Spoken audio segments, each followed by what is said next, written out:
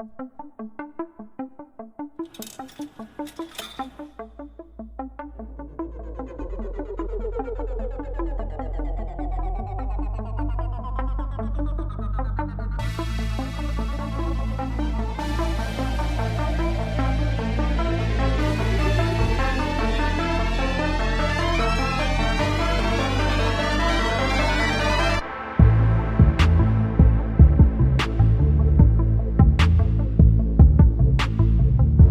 everybody, and welcome to Some Patches Required, a show where we hope to educate and entertain you on the ever-turbulent games industry. My name's Zach, and I'm one of your hosts. And my name is Aaron, and I shall remain your other host. And today, we're going to be talking about some exciting stuff, specifically talking about Clair Obscur, and why, even though it's been a critical success, it's still ultimately not going to change how publishers want to invest and how shareholders want to invest in video games. So it'll be an interesting discussion. I can't say it'll be the most uplifting, unfortunately, but before we get to that, I did just want to say a few things. First, I wanted to say a thank you to all of our new and existing listeners. Thanks for either, coming back or deciding to click on the show. We appreciate you. And if you wouldn't mind too much, if you end up liking the show, please like, subscribe, interact with our podcast, leave a comment. We appreciate that as well. And also, don't forget to share our show either with a friend or, as we like to say, a mortal enemy. Yes, indeed. And if you are so inclined to take the conversation down to the comments, feel free to, let us know what you think of Clair Obscur. If you've played the game, we'd love to hear your feedback. And also let us know if you have any sort of strong feelings about the direction of, single player games in this space. Do you want to see more of them? Are you happy to spend your time on live services? No wrong answers, just a place for friendly conversation if you're so inclined. And just to get into the gushing grannies portion, as Aaron liked to refer to it. Yeah, if you think about it too much, it's a little unpleasant, but... I didn't have to think about it much. But I'm pretty sure you called it that. I blame you for this. Anyway. Did I? Yeah, you said we're going to gush grant... Whatever. Is that not the colloquial saying, gushing grannies? I don't recall saying this. I feel like you said it. I've thought you... Well, anyway, okay. Point is, this whole first segment, we're going to talk about Clair Obscur. Specifically, just some quick background on it. Clair Obscur is a game that is based pretty heavily on the JRPG style with some more active combat elements. So there's like quick time events, different things that you have to do, specifically like dodge and parry during enemy turns that make it a little bit more interactive than your typical turn-based game. It came out on April 24th. From the indie studio Sandfall Interactive, which is a 30-person team full of a decent amount of ex-Ubisoft employees. And unsurprisingly, the game is incredibly French. So that's kind of neat as well. Yeah, absolutely. And the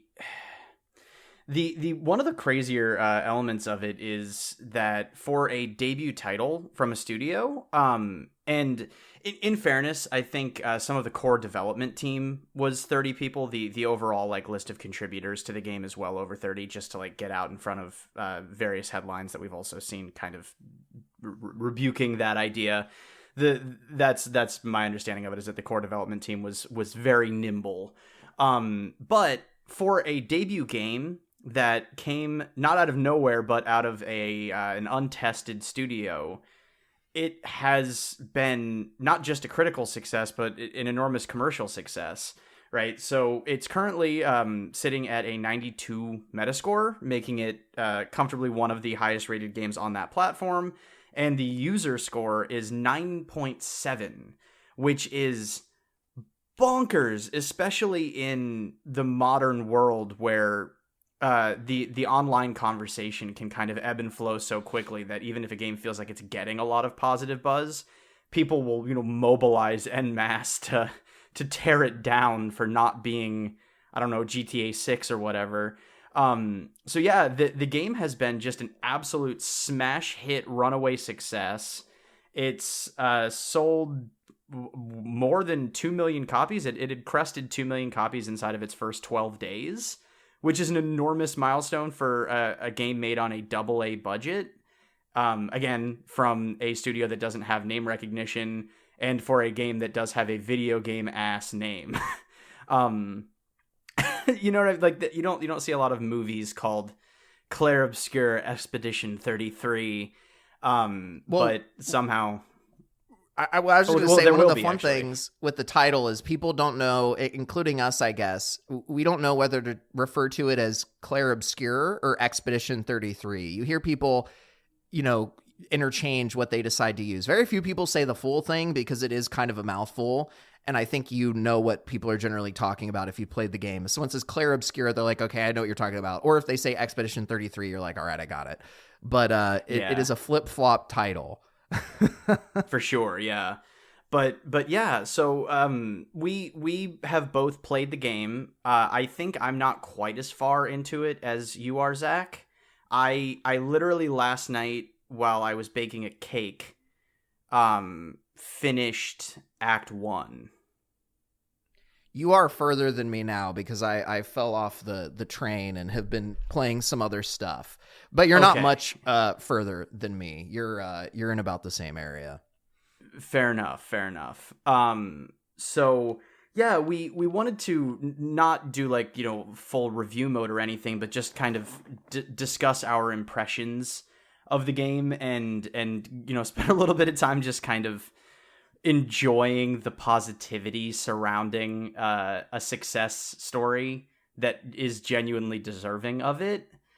Before we get into some of the more grim and predictable for this show, darker corners of the conversation.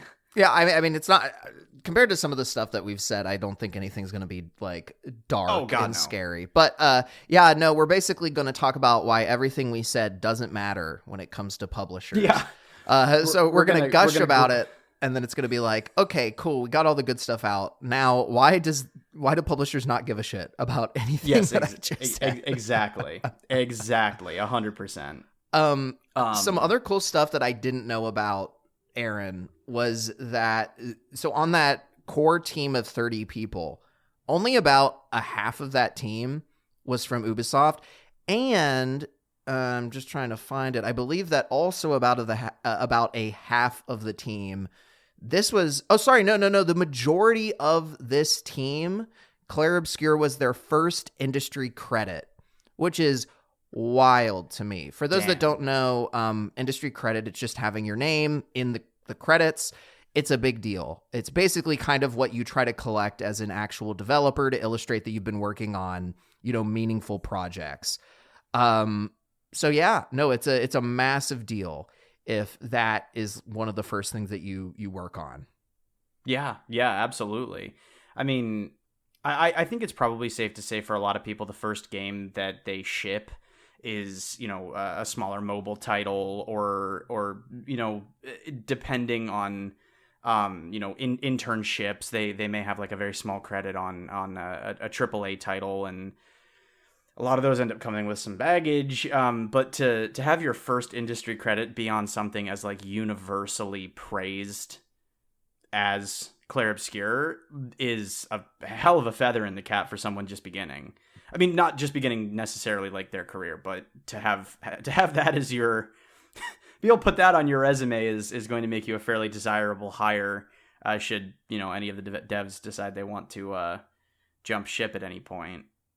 Well, I think one of the wild things about this game in general is how, for so many people, this game immediately captivates them.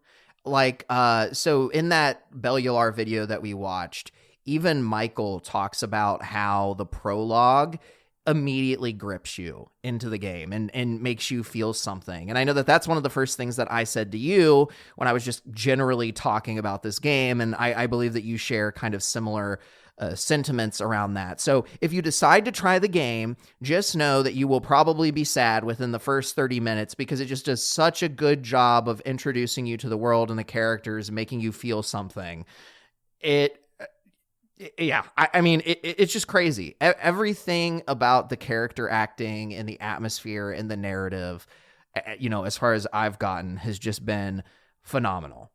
Yeah. I would say, yeah, everything in that prologue section, there is some video gamey stuff, like a quick pause in the introduction bit in order to like teach you the basics of the battle system, which is a little bit clunkily inserted in my opinion, but barring that, I don't think there's been, and the word that I'm probably going to end up saying way too much during this portion of the conversation is confidence, and maybe panache. There hasn't been this much confidence or panache in the introduction of a video game world and a set of characters going through a story. It's up there for me with modern-ish all-timers. Like, if you, like me, are a fan of The Last of Us, you know that the prologue section of that game is a tremendously effective sucker punch. And this game, not quite as brutal, I think it's safe to say, but it has a very similar level of like emotional effectiveness, or at least it did for me. But more like visually and tonally, I would compare it to some of the introductions to like BioShock Infinite has one of the more memorable intros I've ever played in terms of introducing you to the world of Columbia. And I think being introduced to the world of Clair Obscur, it's almost on par, or maybe even, exactly on par, possibly even surpasses that. And it does what so many video games can't do, both through the strength of its writing, the quality of its music, the absolutely overwhelming beauty of its world design. All of it comes together to just it is genuinely effective. Like it is how do I phrase this? A lot of video games struggle to have emotional beats land, partially because, as I mentioned to Zach, I think there's a difficulty occasionally with needing to stage and build scenes entirely digitally. Sometimes I feel like there's just some jank that ends up bleeding over and challenging the experience. And then there's also the problem that you run into a lot with even, like Assassin's Creed games. Like I just rolled credits on Assassin's Creed Shadows not too long ago. So that game's sort of like emotional core, they're doing their best to sell it, but the novelty of the story is not really there. So some of it doesn't connect. It starts to feel a little bit rote. Not a problem in Clair Obscur. You haven't necessarily seen anything quite like this up to this point. And it's just presented so well. And it speaks also to the strength of the character performances. The voice acting is so natural in most cases, and the animation, especially with some very emotive eyes on the character models, it immediately pulls you. It's just I'm just rambling at this point, but it is wonderfully effective. Well, we'll just say it too. It doesn't hurt that everyone in the game is beautiful. This is true. Even the old man, he's a beautiful old man.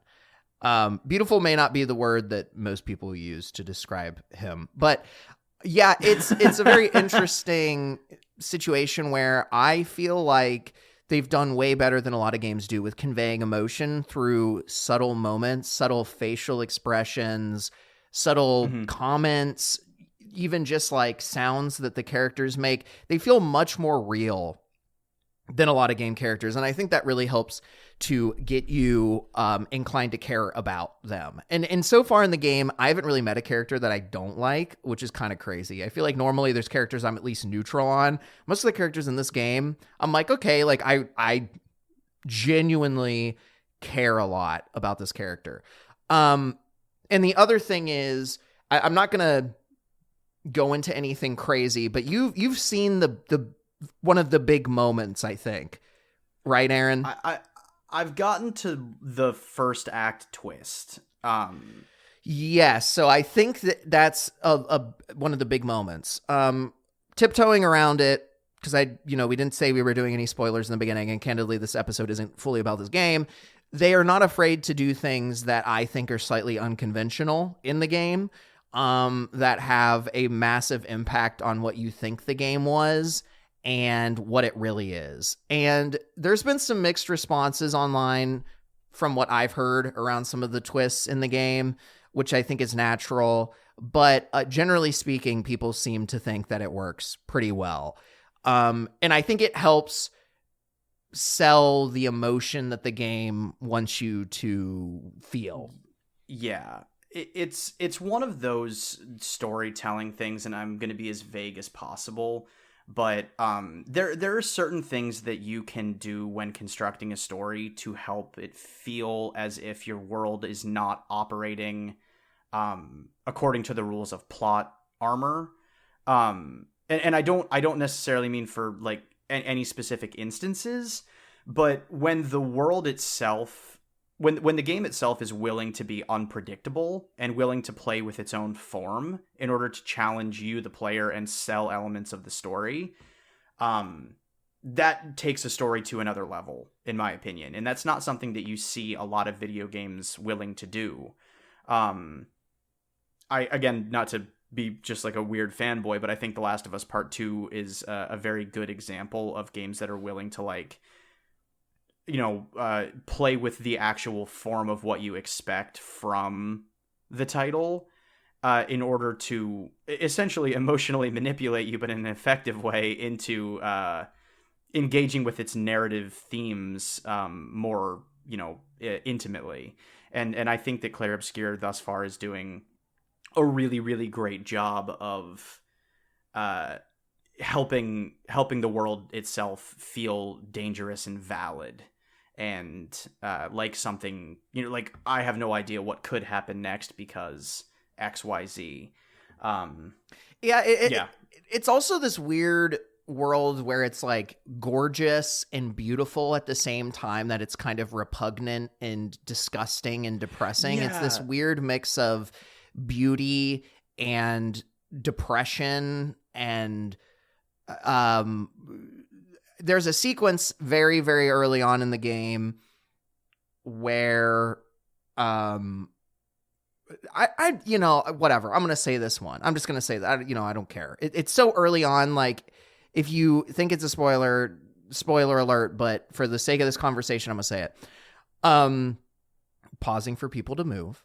The main, we'll insert the timestamp. Yeah. Gustav contemplates, also trigger warning, contemplates killing himself because he thinks his whole team is dead upon arriving on this continent.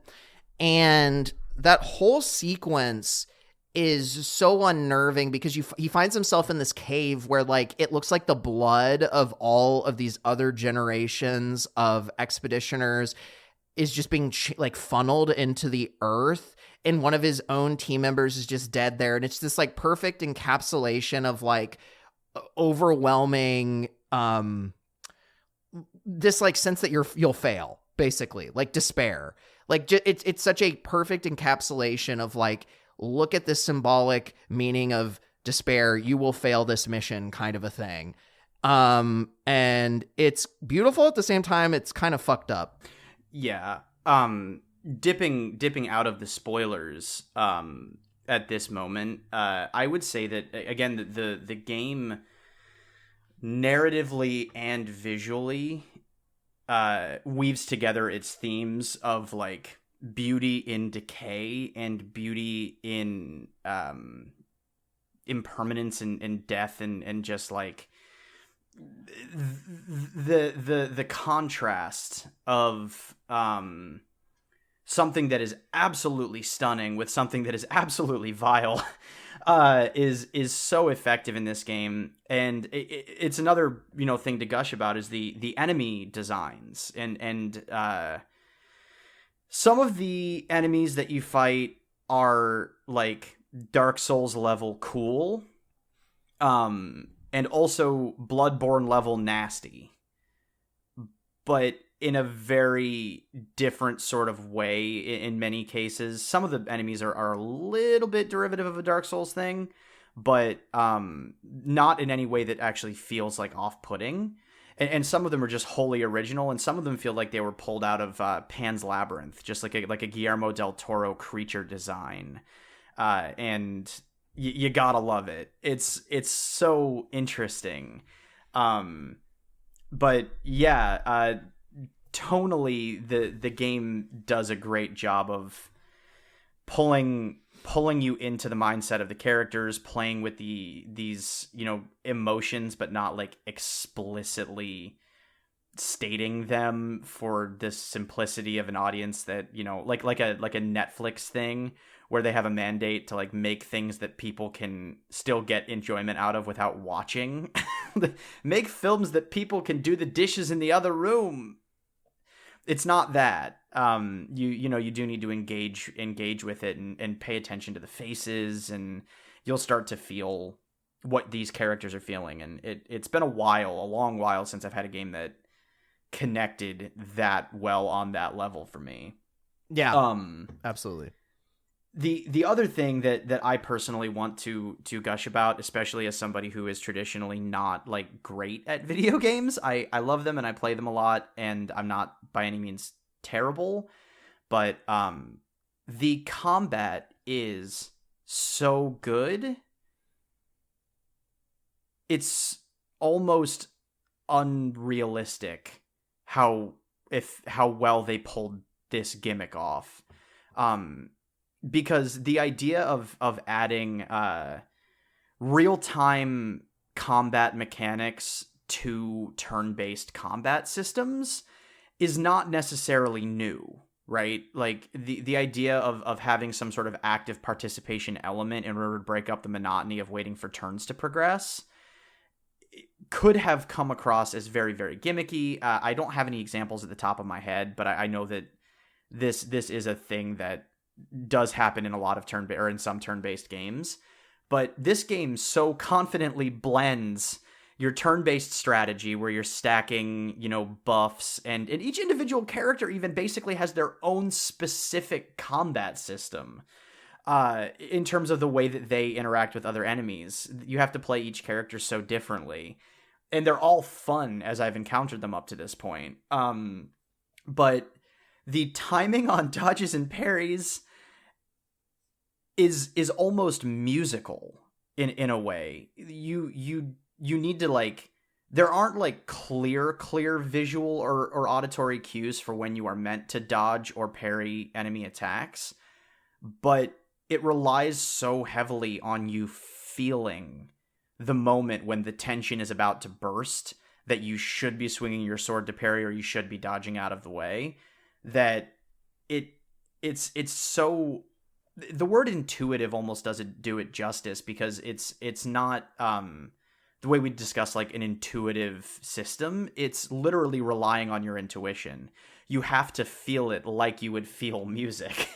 In order to, play with a group or something like that. It is one of the most frustrating and satisfying combat systems I have ever engaged with, and I think I love it. Even though it's extremely hard and it pisses me off sometimes, it is incredibly well executed. Well, as far as I know, if you can dodge and parry correctly, you never will take damage in the game. Like that's it, right? Yeah. You do not need to take damage in the game. Damage is optional. But because damage is optional, when you take damage, it hits pretty hard. No, I agree with you. I think the combat system, generally speaking, is really, really solid. I know there's been some complaints from certain people that find it to be really difficult. Other people find it to be really intuitive. I think it's just going to be one of those things where some people will bounce off it, others won't. So, but no, I agree. I think they did a good job with it. Looking at the time, I'm going to start to transition it a little bit out of the gushing portion and towards the why all of this stuff that we said doesn't exactly matter. But I am going to start that with a positive. And were you going to say something? Oh no, I was just going to kind of reiterate and just say like to encapsulate, great game, inventive, innovative, creative, emotionally effective. If you enjoy strong single player games and you're willing to kind of work with an interesting combat system and give it some time to breathe and make friends with it, I strongly recommend this game to just about anybody who can handle curse words and some blood. 'Cause it's really, really, it's just very interesting. It solves a lot of my gripes with like trend chasing and AAA bloat. It's just a focused, polished experience. And that's why matters. It's a failure. Exactly. No, exactly. I say mostly jokingly. Yeah, definitely check it out. I mean, even if you don't play the game, check out the music. The music is so good. Yeah. Which was, by the way, also on in terms of like its wins, it was like #1 in the Billboard's classical music. Oh, really? That's funny. Yeah. Charts. Lumiere is such a good. Just the I think it's actually the song that the game starts on. It's so strong. Just sets the tone immediately. Such a good song. But all of these things being said, ultimately it doesn't matter. But what is still impressive is that in that same week that Clair Obscur came out, so did the Oblivion remaster. And Clair Obscur still managed to, get all of this praise, get all this sales. And I just wanted to comment that I thought that was pretty impressive because Oblivion Remaster was a big deal. People cared a lot about this. People knew about Oblivion. Oblivion is the predecessor to Skyrim. It is a game that people care deeply about, myself being one of them. And even with Oblivion Remaster coming out, I played both games in the same week. And Oblivion still did well. Oblivion had a peak of 216,000 players on Steam when it came out. And based on some napkin math we did, it's reasonable to assume that they sold at least 3 million copies on Steam as well. We're basing that based on the fact that it's above Kingdom Come Deliverance 2, which sold roughly 3 million copies. Yeah. So of course, I don't know. It's got to be somewhere. Is Kingdom Come Deliverance on console? Because that could include some console sales. I haven't played Kingdom Come Deliverance 2. I just started playing the first one. I believe it is on consoles. I know the first one was on consoles. I mean, still, I wouldn't be surprised if Oblivion sold 3 million copies. It's a game that people care enough about. But regardless, yeah. Oblivion did well. That's the thing that matters. These two games both did incredibly well. Yes. In the same launch week. And there was a lot of speculation that Clair Obscur might be completely screwed over by the Oblivion launch, but it looks like that didn't happen. So that is a very cool thing to note. Yes, and you know what? I'll take 10 seconds out of my day to give Bethesda rare props for having the idea to do this when I know they didn't like internally handle the remaster, but you know what? They deserve their accolades where it's due. It seems by all accounts that this is a big win for them, possibly the best thing they've done since they released Skyrim. But yeah, good on you, Bethesda. Keep churning out the remasters from the content that people really liked. Anyway, I'm pretty sure that they did. We'd have to do a deeper dive, but I heard someone else saying that they didn't work on it in a development capacity. I'm pretty sure that they did. They just relied on an external team to do a lot of the porting and to actually embed Unreal Engine into the creation engine. But I would need to do digging into some of that. Fair. But regardless, yeah, I mean, it's still a good remaster. Check both games out. They're really fantastic. On the note of why none of this matters, Alana Pierce, who is, of course, a previous games journalist, worked at Sony Santa Monica Studios, has done some other stuff in game dev, had an wow, I keep just like messing up the format of the thing that she does. She did not have an article. She had a video on YouTube that came out talking about the problems with the games industry. It's actually titled The Games Industry is Screwed. And it came out, I think, a few weeks ago. And I think it does a really great job of illustrating our point, which is all of that positive stuff we said about Clair Obscur, none of it matters. Yeah. At all. Yeah, which is a bit vexing, to say the least. And one of the things that Zach and I discussed in the lead up to this episode Would be no. Well, hold on. I realized I was addressing the audience directly instead of you, Zach, and then it tripped me out for some reason. No, but one of the things that we discussed was the headlines that tend to pop up, especially as live service games have become more and more of an omnipresent sort of factor in the gaming world. And in years before live service was the end all be all, it was just like multiplayer games before they were called that. You'd see, various headlines at different times, like single player games are dead, or a new single player game comes out and it's actually really solid and it does really good numbers and it's got incredible, reviews, and headlines will come out like, oh, this one's going to prove that single player games are here to stay and it's going to change the industry. And we both, kind of reflected on some of those headlines and why they may literally only be useful for like salacious borderline clickbait to get people to read your thing or watch your video. Because regretfully, as kind of evidenced by some of the stuff we're going to talk about from the Alana Pierce video, which also references the several 100-page report that we talked about very briefly in our episode on $80 Nintendo games. That's just not how that works, regretfully. It's a wonderful narrative to look at a success like Clair Obscur and say that it's going to change everything and prove to people that single-player games are viable ways to make money and make players happy. But regretfully, that just ain't how it works.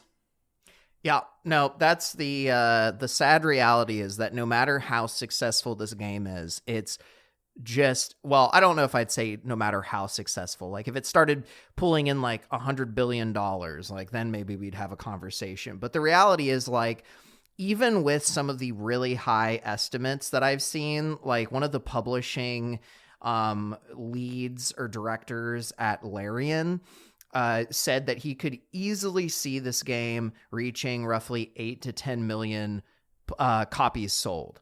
And that's copies sold. So that's excluding the fact that it's also played on Game Pass.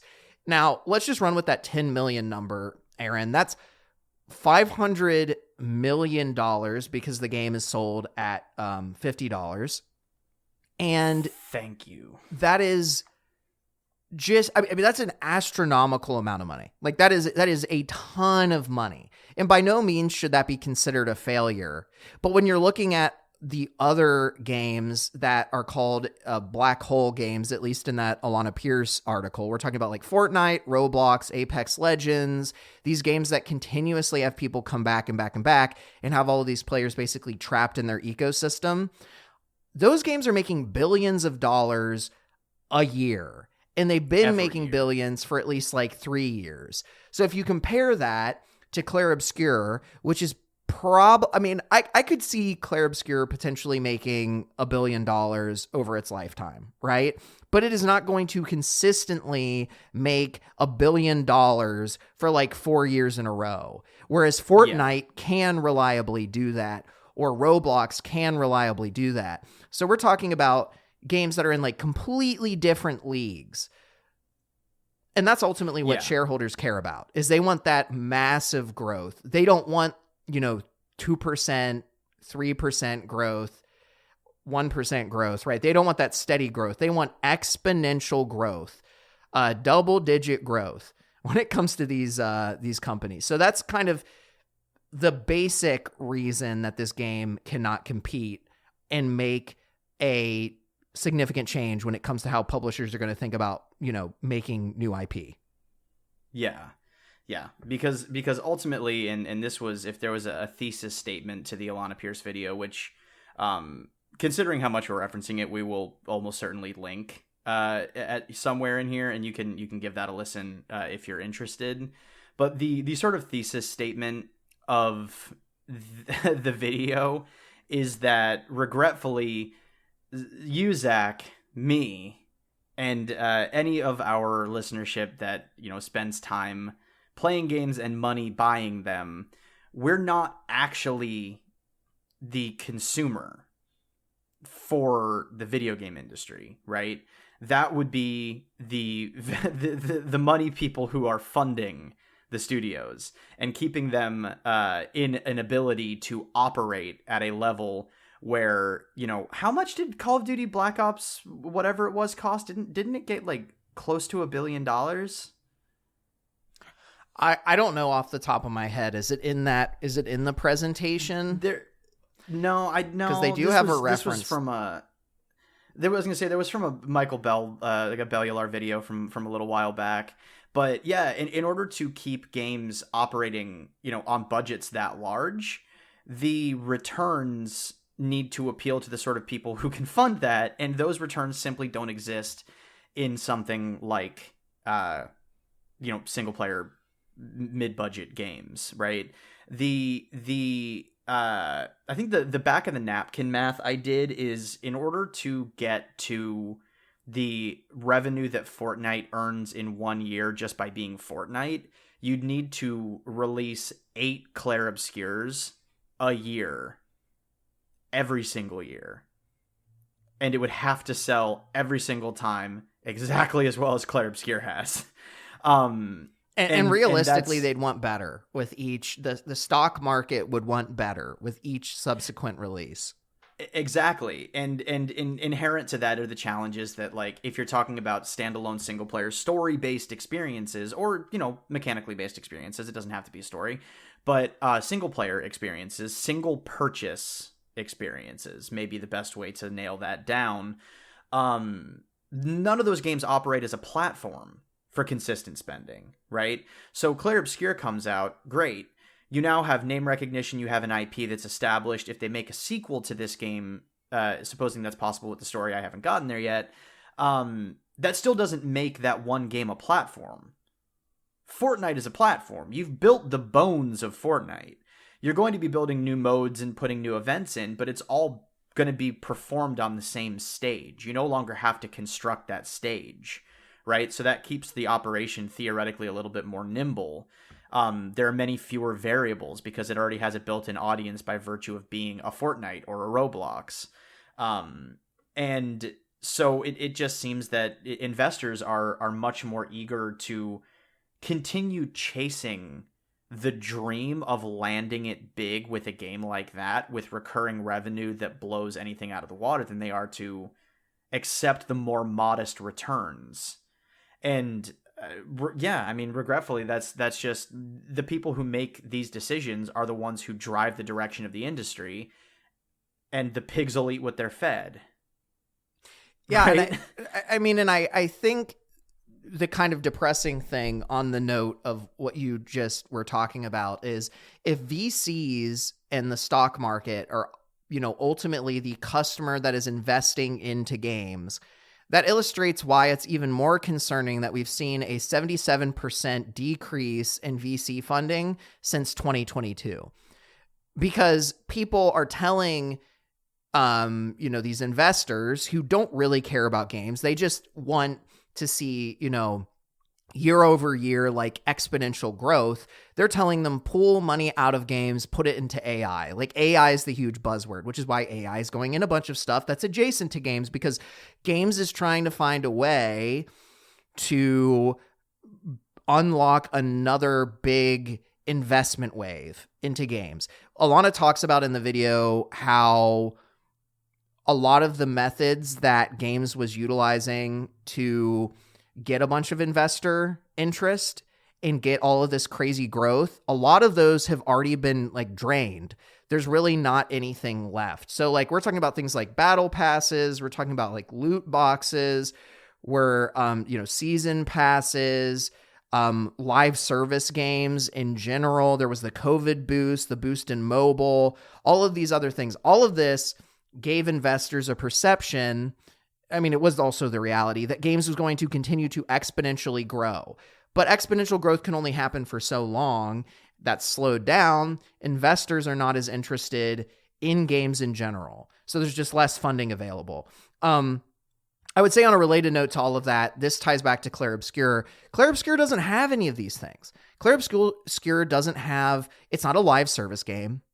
It's not a social game, really, outside of the fact that people want to talk about it with other people. There's no real user-generated content platform to monetize. There's no battle passes. All of these things make Clair Obscur less appealing to large publishers and shareholders because there's no way to make additional money after the original purchase. Exactly. And I personally find that a little bit depressing. I'm not a huge fan a lot of the time of DLC story expansions, just because a lot of the time I don't end up thinking that they're particularly good for single player games in recent memory.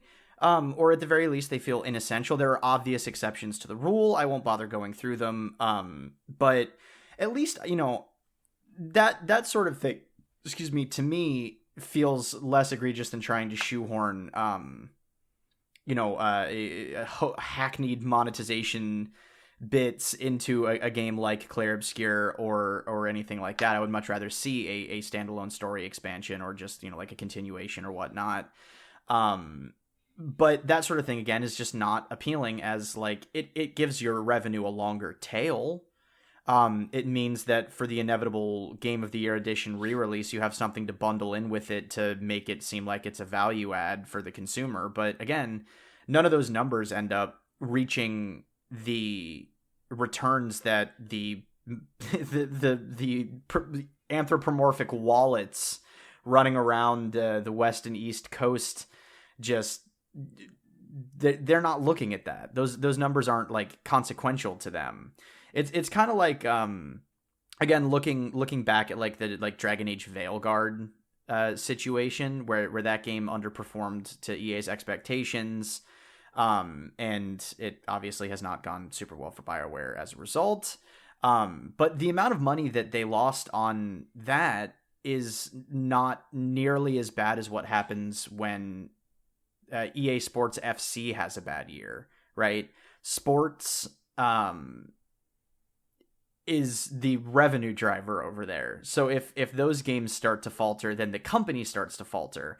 If Dragon Age the Veilguard gets canceled like Concord, they can absorb that money. That's barely, a statistical error to their bottom line when you consider the sheer number of copies. How many copies does an average Call of Duty game sell? What, like 30 million? I mean, I'd assume it's something crazy. I pulled these numbers way early and I forgot to add them to any sort of list, but as I recall it was something in the 30s of millions for an average Call of Duty game, right? And if there even is a single player component, that's the value add. The real thing that they're trying to do is keep you paying what is essentially a yearly subscription to be in the new hotness of Call of Duty's multiplayer services, where they can sell you skins and they can sell you battle passes and they can sell you this and they can sell you that. So that sort of thing is obviously much more appealing to a publisher. And they're willing to kind of throw single player a bone in those cases to value add. It looks like Black Ops, the original one in 2010, sold 31 million copies. I'm trying to find a more modern one. Call of Duty Modern Warfare in 2019 sold over 30 million. So yeah, it seems like it's in that 30 million zone for a lot of the latest and even some of the older games, which is still way more than Clair Obscur. Like if Clair Obscur sold 10 million, which was the high projected number that Larian publishing director mentioned, that would still be 3 times less than what COD sells. And COD has microtransactions. Yeah, exactly. COD is a platform. That's the thing, right? COD is able to have its cake and eat it too, because it's not just that IP, that brand recognition. It is a $60 recurring charge to continue to re-access the platform once you migrate your active user base from $60 platform to $60 platform, right? There's obviously Warzone still running in the background at all times, but it is still a purchasing platform that they can continue to, soak money in from for years to come. Not just on new purchases, but also on the microtransactions, the battle passes, the cosmetics, everything that comes part and parcel with being essentially a live service game that you pay $60 for every year.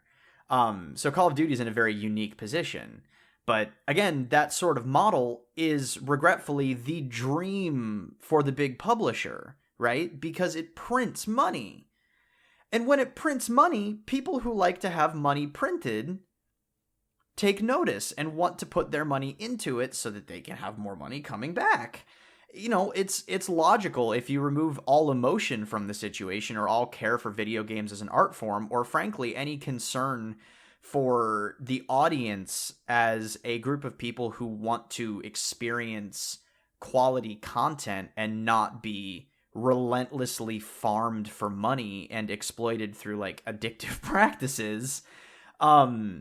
If you erase all of that from a pure, like, a company's first responsibility is to return a profit for the investors, it makes perfect sense. Just by the numbers, it makes more sense to invest in something that would potentially have this higher yield. Think of Call of Duty, think of Fortnite, think chasing the golden goose. But, you know, and it does to some degree explain why we see so many companies moving in that direction, as an increasingly vocal gaming community turns around and says, I'm starting to get tired of this. Every game is an exhausting chore, and I only have 24 hours in this one. Like, I have to sleep at some point, I have to eat at some point. You know, but from a purely financial perspective, it makes sense just on the numbers. It's just depressing because for as much as I think the Fortnites of the world serve their purpose, it's sad to see that the business of making money has so dramatically transformed an artistic medium that it is becoming less frequent that we see change, innovation in anything other than following the most direct path to the next investment. Yeah, I mean, I think it's important, though, to make the stipulation, as we always do, that it is not the business of making money that is the problem. Games should be able to be profitable and pay back for, you know, what you spent on the game, and hopefully invest in the next project. It is the business of making exponential growth that is the problem. That is the issue that is untenable, unsustainable, problematic, unrealistic. It's what's ultimately draining games of funding in its entirety, is this expectation that games all have to have exponential growth. And I don't know. I mean, I'm not in the know enough with the investor community and all of that. We talked about it a few times here, where we think people should be focusing on more small scale projects that don't cost as much, so that they need less money to recoup their losses. And that is a way of making games more efficient in terms of like the stock market, because the stock market's just a ratio of I put X amount of money in and I want a return. If you spend less money making stuff and you make less money, but, you know, from a ratio perspective, it's a higher ratio of earnings to spend, it's the same fucking thing. But for some reason, people still are so fixated on these multi-billion dollar games. It's just, I actually am not 100% sure if we're at $1 billion for a lot of them. But my point here is it's not sustainable. It's ridiculous, especially when we can make games for cheaper. So I think we need to see that change in order for there to be a meaningful change from the stock market perspective. Personally, I would just prefer if, you know, public companies got out of games, because it's great to have access to that VC funding. It does help, but it sucks to have to be reliant on fiduciary responsibility, which I think is intrinsically against art. I think it's intrinsically against meaningful forms of entertainment. It's good to have your slop. I get it. I like it. I consume it. But not everything that's entertainment needs to be slop. I feel like there should at least be a 50-50 balance, right? Like, both of them are important. One is mindless, like it's good to chill to, but like it shouldn't all be slop. I agree. and I think, like, just to clarify what I meant by the business of making money, I don't mean the thing about profitability. I do literally mean that the business of making a game that makes money is not a problem to me. It is the concept, both in games and outside of games, in the larger tech space and the economy at large. The goal is just to get that number to keep going up. And it's gotten to such a point that we see a tremendous cultural shift, right? Even in the way that we think about, consume, and interact with ads, right? Everything is monetized now. Your time is monetized. Your attention is monetized. And it is monetized because at a certain point, simply selling you a product did not get the job done. It did not make that number continue to go up, right? So we expanded out of physical product sales and we moved into buying and selling time at a certain point. And that's where we find ourselves, right? With shrinking numbers of avenues to go to make money, the attempts are becoming more and more brazen, and the impacts are becoming more and more felt. And to take it back to games, yeah, it means that all the funding is going to these giant black hole games, or at least an attempt to get there. Obviously, this isn't a blanket statement. Like, there's obviously still games that come out that aren't that, and they do receive funding. But by and large, the trend will not change until the system itself breaks, unfortunately. And as long as it's a reasonably predictable model that one can trust in, that X kind of game is just so much more monetizable, that's what's going to get them to their goal. The art is not secondary or tertiary. It's somewhere way down the list. The art is an asset to someone's portfolio, right? Because it engenders brand loyalty, which is valued at X times the value of whatever. It sucks the soul and the art out of something that I believe is an inherently artistic medium. And it sucks. But as we kind of wind down, I do think that it is doom and gloom on a massive scale. Like, taken on the macro level, it is kind of sucky to look at an enormous success, both for me personally, like just a successfully made and well done game, and also to see it actually catch mainstream attention and see it break out of a niche spot and prove the viability of AA games within the context of its release. It is still a success, and I think we have to start trying to take our victories where we can get them. And say that within its context, we were lucky. This game was made, this game was funded, and this game was successful enough to return its investment. So it's not going to change the opinion or the perspective of the salamanders in Silicon Valley who want the number to go up exponentially, but it is another proof of concept for that AA market. It is another strong showing from the single player space. It's a testament to the fact that innovation, quality, polish, passion, these things do still matter in making a game, and those games can still be profitable. Just not nearly as profitable as your favorite junk food video game.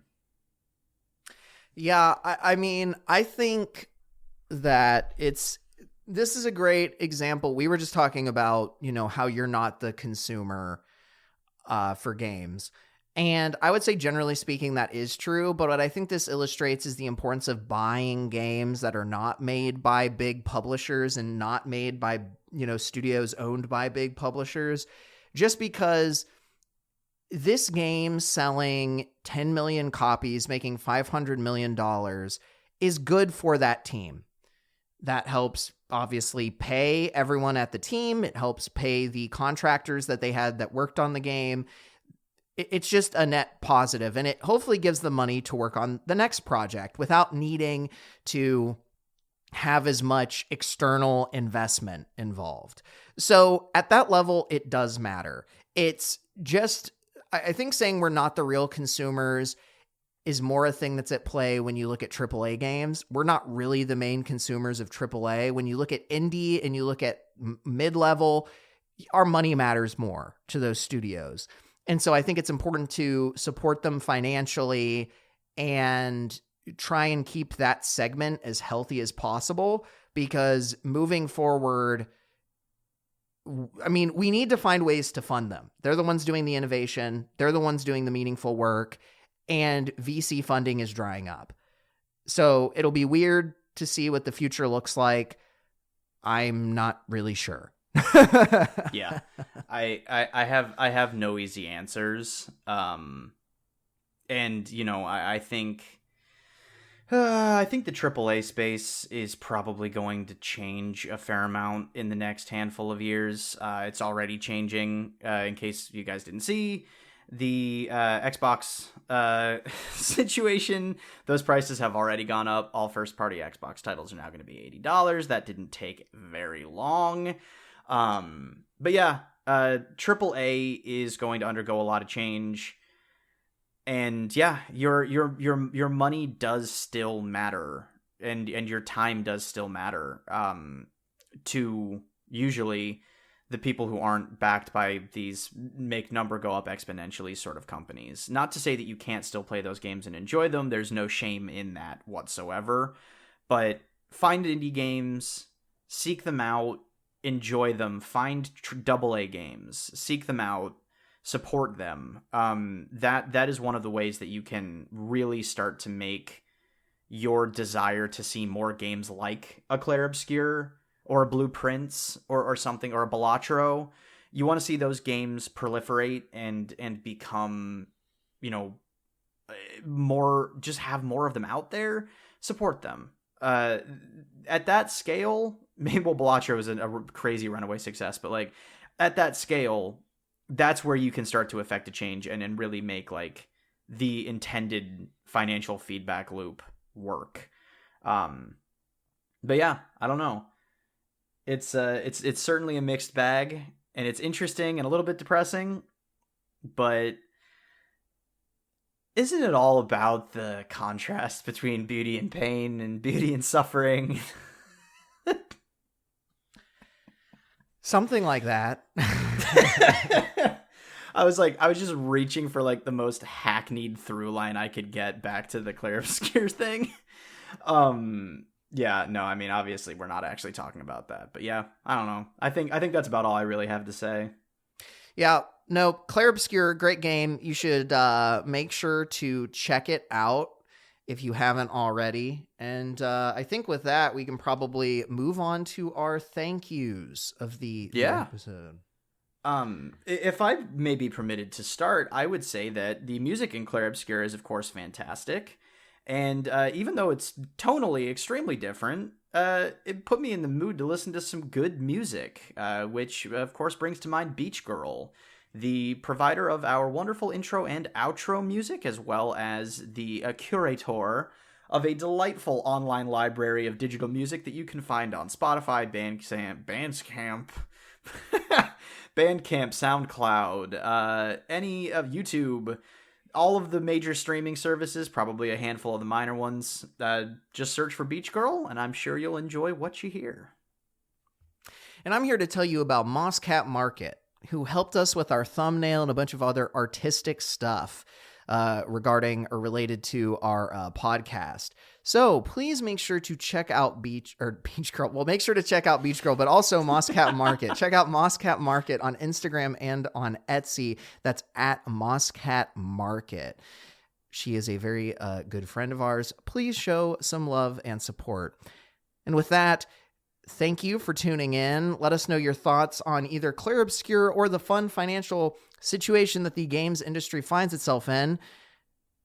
And I will sign off. Goodbye. Have a good rest of your day. Indeed. You as well. Goodbye. Thank you.